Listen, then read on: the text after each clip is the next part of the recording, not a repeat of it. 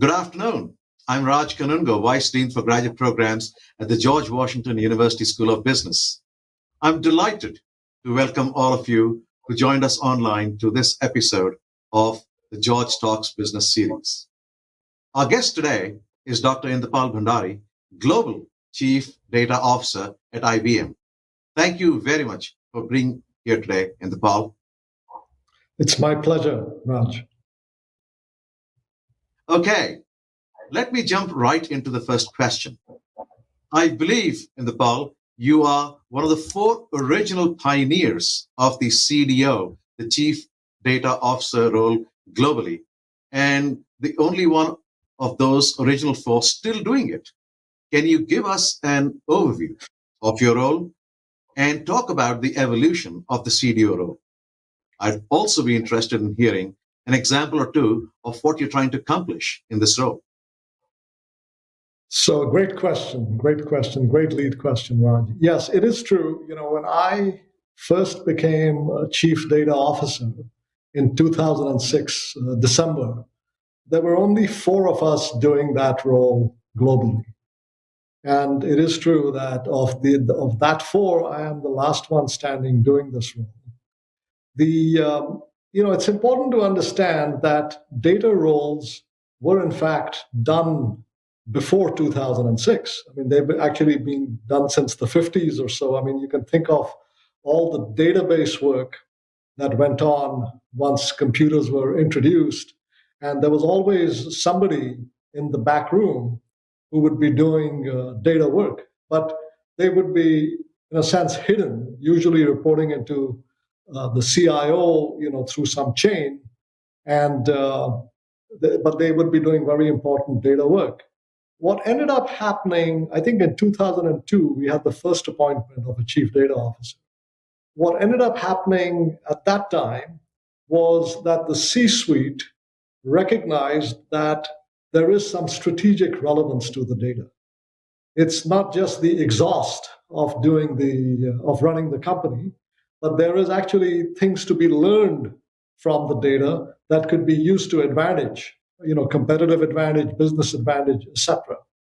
And once that happened, once that awareness took hold, then the C-suite, the chief executive officers and so forth, they wanted to appoint somebody who could tap and harness that strategic potential of the data. And they created the role of the chief data officers. So the biggest difference, I think, prior to that role, people doing the data work versus the person heading up the role since they created these positions, is that ability to work at the boardroom level, to be able to not just design, devise a strategy, but also to implement strategy, and perhaps most important, to articulate strategy in a way that is understandable and appreciated at the C-suite level. And that becomes a key requirement of this job. So that was kind of one aspect of it. The other thing that was happening, so I was fortunate about the timing, because these enterprises began to enter an era of digital transformation. And with digital transformation, you can think of that simply as lots and lots of automation of all the different processes that make up an enterprise. And data had to be a key part of it. Otherwise, you could have some major projects where they were trying to automate things, but because the data wasn't ready, now you can think of what would happen, because it's the garbage in, garbage out. But once you automate, there's a lot of garbage in, and there will be a lot of garbage out. So they kind of recognize that, oh no, before we start these massive transformation projects, we've got to get the data ready. And so then the chief data officer became a key part of the transformation office. So long story short, my timing was good in that the profession was just taking off. I mean, now there literally are thousands of us. If you count the other transformation roles that are all related, I kind of tend to see them in a blurred fashion. The chief analytics officer, chief data officer, chief transformation officer, chief digital officer, etc. And now there literally are thousands and thousands of us. And I had the fortune of then being asked to create these roles, to create the organizational capabilities in 4 different enterprises, IBM being the last one. And in terms of the role itself and what it entails, remember I said the key aspect is the strategy aspect. So you have to come up with a strategy around data. But that strategy has to be tied very closely into the business strategy, how the company is planning to make money, not necessarily how it makes money today, but how it's planning to make money. So, in a sense, you're always shooting ahead. You're aiming ahead of the target, not where the company is today. So, when I came to IBM, we earned money in a lot of different ways through mainframes and middleware software and so forth. But and then in December 2015, when I started, it was clear talking to the senior leadership that we were going to make money through cloud and AI. And so that's where the puck was going. That's where the data strategy had to take aim. So the whole purpose of the data strategy became to enable IBM to do that. And that was the biggest aspect of what we did for the first 6 months or so, getting that strategy accepted. And what that revolved around eventually was a recognition that while AI was well understood in a consumer context, it wasn't so in an enterprise context. So our data strategy that we proposed was, why don't we make IBM itself into an AI enterprise and then use that as a showcase for our clients and customers? So that's pretty much what I've been doing for the last 6 years or so that I've been with IBM. Excellent. Just to follow up on something you alluded to earlier, that a lot of these roles are blurred: the chief information officer, the chief data officer, the chief technology officer. But for organizations that choose to retain these different titles, like the chief technology officer, the chief data officer, what kind of competition or collaboration or coordination is required across these roles? It's a very insightful question. So, you kind of have to back up to one of the points I made, that the digital transformation aspect became the driving force behind these roles. The company had to be transformed digitally. And so the best way to think about these roles is they're all feeding into that transformation. And so, that transformation office or officer is the one that is driving the train. And there are all these different wheels, whether it be the data wheel or the information wheel or the technology wheel or the digital wheel. They have to all turn together. Otherwise, the train's going nowhere. And in the case of IBM, for instance, I report into our chief financial officer, who also runs all our operations. So he's the CFO and senior VP of operations. We don't have a COO, so he kind of doubles up on that role. And he's the one leading the overall transformation of IBM internally. And so his direct reports are essentially the data piece, the information piece, the chief information officer, the chief, the operations officer, the person running all the operations, and the financial controller, right, running all the financial stuff. So you can see how these wheels need to all work together. Otherwise, the transformation is not happening. So I think if the C-suite recognizes that and organizationally sets up for that, then it's a recipe for success. If, on the other hand, they do not do that, and it's more that these roles end up getting pitted against each other, then it just slows everything down. So I think that's what it eventually comes down to. It has to be set up appropriately. So what makes an organization identify someone as a chief data officer? Is it that the organization recognizes the strategic value of data and formalizes that? Because even if an organization doesn't formalize the CDO role, they can still recognize the strategic value of data. Yes, they can still recognize the strategic value of data. But then the question is, who gets to harness that? Who gets to tap that and realize that potential?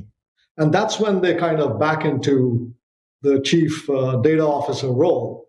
I mean, you can, and the reason I kind of tend to think about these roles as blurred is, I've done this role 4 times. Sometimes, analytics was combined with it. Sometimes AI is combined with it. Sometimes you could have all three. Sometimes, all the information technology is combined with it. Sometimes it's not. So that's why I tend to think of these as blurred roles.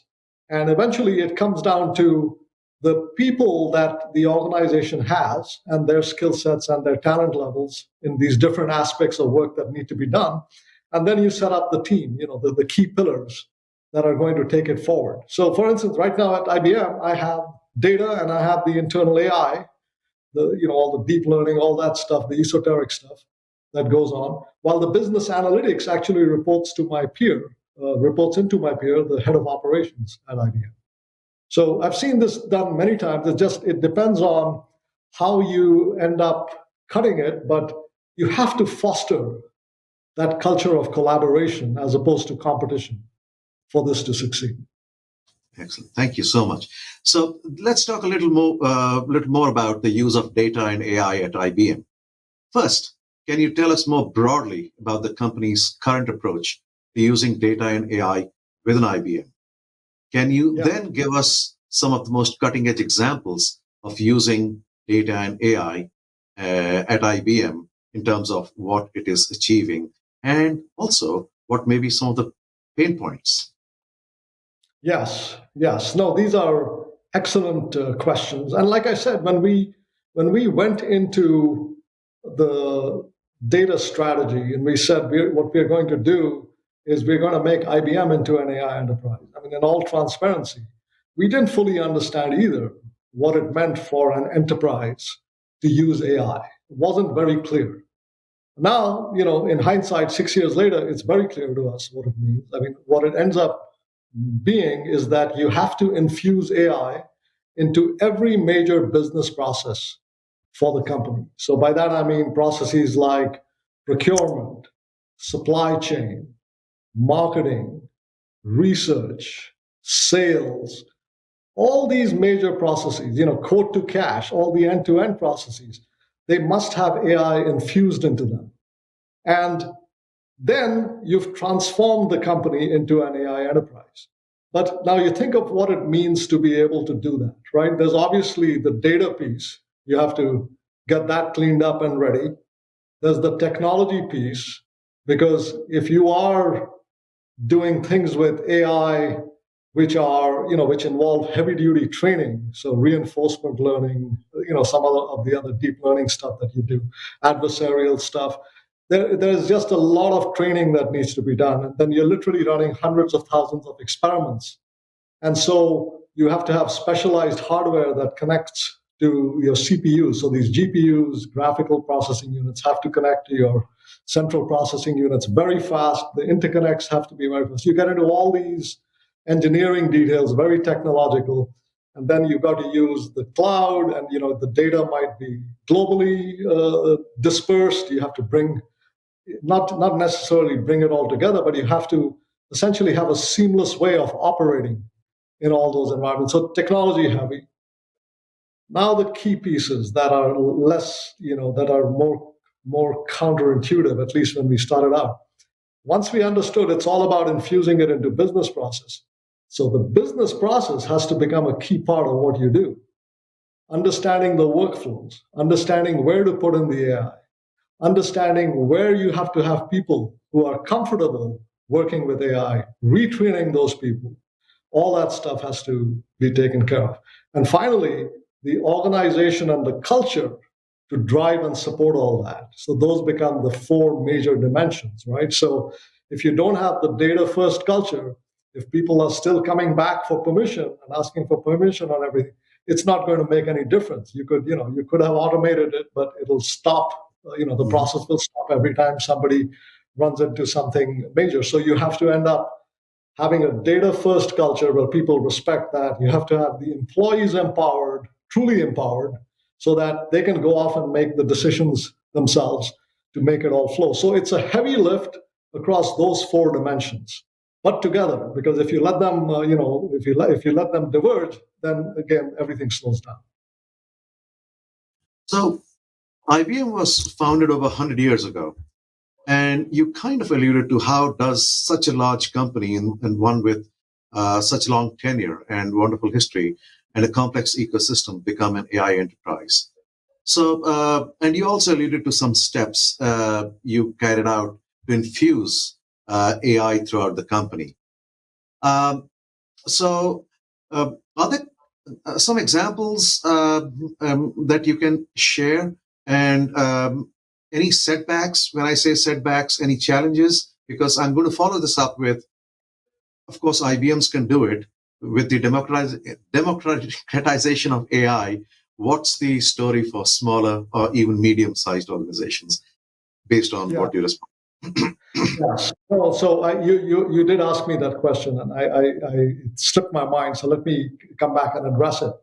One of the things, as we were embarking through this internal journey, we also decided that since we were going to be a showcase, rather than wait till the very end, what we would do is we would be extremely transparent about our journey for our clients. So I think I started in December 2015. We did the strategy work and some of the infrastructure work in 2016. By 2017, I created a department called the AI Accelerator, which was essentially just working with our clients and showing them whatever we are doing, good or bad. Right? We were very transparent about it. Now, examples of processes, any of the major processes that I talked about, like let's take supply chain or even my own area, of data. There are many different pipelines that kind of have to go through many different workflows. You've got to kind of redesign those workflows to infuse AI into them. So in the case of supply chain, you've got essentially data that's coming in about all the different shipments, all the different locations, etc. That you have to harness that. It has to all come together. You also have to integrate that with a lot of external data. What is happening politically in those regions, what's happening with the weather, etc. So you can see the advantages of having a powerful AI system that deals not just with the structured data of, say, coming in back from the sensors that you might have on the container boxes and things like that, but also unstructured data, things like weather reports, other social media reports, etc., that you have to bring all that together to make a much better decision, much more effectively. I'll give you an example of how powerful, and it's also a good example of the limitations of something like this. But it'll give you an example of how powerful the setup like this is. So we brought all that together, and we were, our supply chain. And by the way, we did this for every process, so whether it's quote to cash, whether it's procurement, but you get the idea. Yes. So I'll stick with supply chain for an example. And we did this for the entire supply chain. And then this was working well. And then the pandemic happened. Now, when the pandemic happened, we recognized a couple of things very quickly. One was that a lot of the AI models that we had trained were going to break down because the situation was so different. So that was kind of the first awareness, which is, oh my God, what are we going to do? Because we are now in a totally different scenario. The second thing we realized, though, is while the models themselves might break down, until such time as we got enough data to refresh them, what we had built, the framework, was actually extremely powerful to help us address the pandemic from a business resiliency standpoint. So if you think about it in the case of supply chain, right, you've got, where all your major suppliers are. If we were to overlay that with the data of COVID-19 incidents, while our models may not be able to figure out exactly what to predict at that point, somebody who is actually working that area of supply chain can make some very quick and informed judgments. Because once they see that overlay, oh yeah, we're expecting the shipment to come from this supplier. They're being hit right now, they're under lockdown, etc. this is going to get delayed. And then we realized that also translates over to our sales area, because if you look at all the customer locations, you could play the same game out. Or even our finance area, because they could look at all the different locations where things were actually happening in terms of business being conducted and make judgments as to where they were affected. So the framework kind of still worked, the models did not, but the game became one of getting the data as rapidly as possible over to the people who were in positions to make decisions. And that was extremely powerful. Thank you very much for sharing, and being so transparent about it. So on our George Talks business, we have hosted a mini series on AI and ethics and talked about the issues of accuracy and fairness in AI, as well as digital equity and equity in the tech space. So can you please talk about what you believe are the core tenets of building what we call trustworthy AI? And you kind of alluded a little bit to how your existing framework was able to augment decision making when it could not automate it in the context of COVID and all. Yeah, no, that's another great question. And again, in the spirit of total transparency, I mean, IBM in 2011 won the Jeopardy competition, right? It kind of laid down that yardstick of, look, this is what AI is, and everybody thought it was kind of game over. And prior to that, we had the program that defeated Gary Kasparov, the chess champion, that was in the 1990s, and so you can kind of see the progression. However, getting AI into the enterprise proved to be really quite difficult and challenging. And in hindsight, again, we were able to kind of look back and realize what happened. What we ended up realizing, we used to think, right, going up all the way to Jeopardy, is algorithms are everything. What we realized after that, when we actually try to get this into the enterprises, is that algorithms are kind of only the table stakes piece of this. And I'll run you through some examples as to, and that'll go to the tenets also, as to why. So if you're an enterprise and you end up having an AI system like that, let's say that's enabling all your salespeople to do a much better job.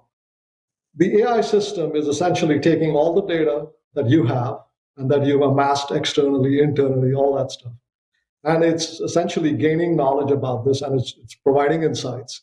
But the key aspect is that it is actually soaking up a lot of your intellectual property as a company.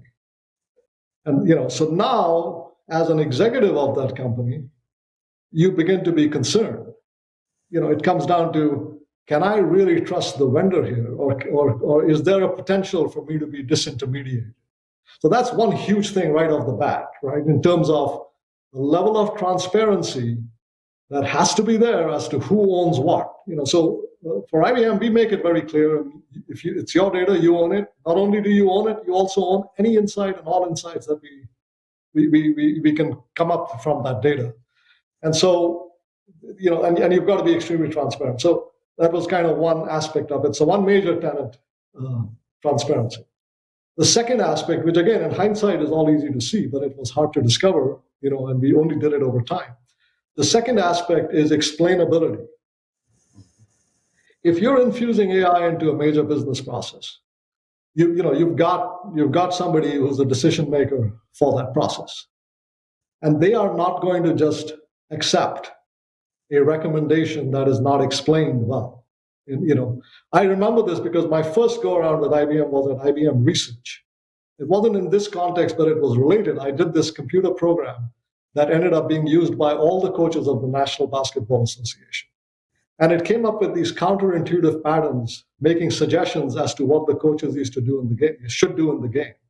And I remember the first time it found a really powerful pattern where it advised a coach who was down 2-0 in a playoff series of 5, best of 5, to play their backup point guard and their backup small forward in the starting lineup. And he called me and said, if I do this, right, and I'm wrong, not only do I lose the series, I'll lose my job, I'll lose my career. it's that kind of fear that essentially happens. And there's the same thing like if there's a surgeon and the AI program says, yeah, you got to amputate the leg. Again, they are not going to buy into that unless it provides all the options, it explains everything, and says, here's why I reasoned it. Coming back to the basketball example, it kind of illustrates why that's hard. So the way we solved that problem then in the 90s was we pointed the patterns then to the video clips when those circumstances occurred in the previous games. So when those two were playing, this is what happened. And now the coach could see exactly what was going on, right? So it was a matter of missing context around the pattern that creates that kind of confusion.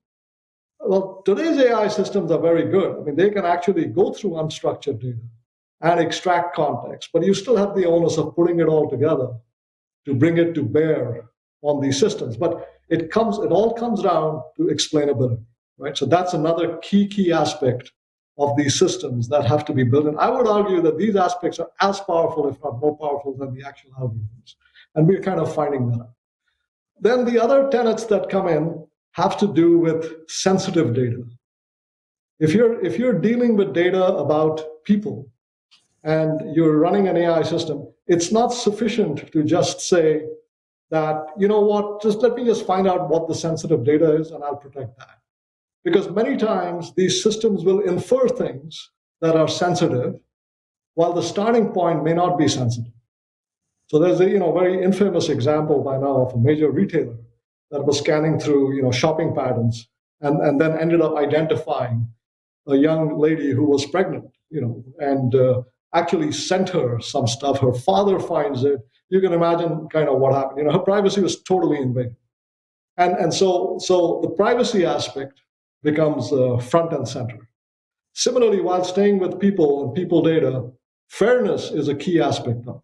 If you're running an AI system and you're an HR organization and you're screening candidates for jobs, there better not be any bias, in terms of how you're handling those applicants, because otherwise the whole thing will backfire and it'll all collapse anyway. So again, that becomes an extremely important aspect of it.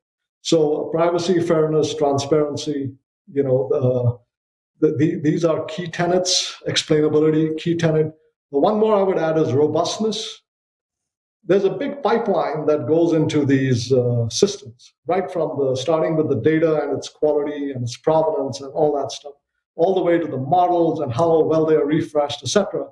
And finally, because we've all heard the stories about how these self-driving cars will essentially come to a full stop because it mistakes the full moon for a stop sign. They can be fooled. And there are adversarial programs that can be used to actually fool these systems in their training. So the robustness of these things are kind of key. So those are the key aspects. We've realized that now. We know that's got to be part and parcel of the offerings. That's what makes it so difficult from an enterprise standpoint, but are also extremely important. And now we have whole toolkits. We've actually open sourced it. So if your students are interested, they should link in with me. I'll point them to essentially all these different toolkits for fairness, explainability, etc., that they can play around with and start using, because we've realized that's extremely important. Thank you very much. I mean, this actually helped me segue into the next question I had, because data plays a critical role in what the term now being used profusely, cybersecurity. So can you talk about how innovative technologies such as AI or quantum computing will impact cybersecurity? And what does an AI cyber attack look like? And how can businesses defend against it? No, these are very deep and good questions. And obviously, AI is in many cases it becomes a double-edged sword. Right, because in a sense it can actually help with the attack, but it can also be used to make the attack more potent and more effective. I mean, from the standpoint of an organization, you can think of the power of AI, because in a sense an organization, an enterprise can be penetrated in so many different points. in its, because its network is usually vast, it's global, etc. And if you think also in terms of what's happening with the edge, right? There's so many devices and servers, etc., that are all kind of scattered all across this enterprise. And then also there's the aspect of the insiders being the ones that introduce, whether advertently or inadvertently, but it ends up doing that. But so if you have a capability that's actually capable of monitoring everything that's happening across, every little touch point that you have across your entire network and can make sense of it, that's the promise of AI in these situations. And obviously, it's as it gets more and more powerful, you'll be able to do that. I think along with other technologies such as encryption and so forth, you can make it really very robust and difficult for the bad actors. But one should not underestimate the other side too on this. I mean, these are very sophisticated actors. In some cases, they're even state actors, but they are very sophisticated organizations. And so I think that will always be there will always be a game of catch up here as this plays out. But AI can certainly help and address many of these issues, and I think the next gen systems here are will tap into these capabilities, these AI capabilities. Excellent. And just to close out, for our students and recent graduates, what skills should they be building now in order to become a successful data or analytics practitioner and eventually maybe a leader? And I think I will go back to the four things that I'd mentioned, in terms of what makes an organization better. So obviously the data piece, just the technical pieces of this are very relevant. So the technology pieces, the data pieces, and this stuff changes so rapidly. So having keeping abreast of all that is very, very key. But I would also say do not underestimate the other aspects. The business process aspect, which means domain specificity. So if you do end up learning some domains, that's only going to help you. Do pick a domain that you'd want to work in, because it's going to give you an advantage because you have that knowledge, and but you'll be able to apply the other stuff about data and technology to that. But so that's why it's important to pick a domain that you like and you want to work in. But it'll help you. And then finally, the softer stuff on the culture aspects. And there, I would, to make this very precise in terms of a guidance, I would say just the ability to elaborate and communicate effectively, whether it be in speech or in writing, is extremely, extremely important. Especially if you start rising up the ranks and you want to be dealing at the C-suite levels and all that. That's as important as anything else. Thank you very much for sharing your insights and being so generous with your time. My pleasure, Raj. And I'd also like to thank all of you who joined us online and invite you to the next session in the George Talks business series that will take place in person. Our next guest will be David Rubenstein, co-founder and chairman of the Carlyle Group. This event is hosted in partnership with the GW Department of Athletics and will take place in person at the Smith Center. We hope you can join us then.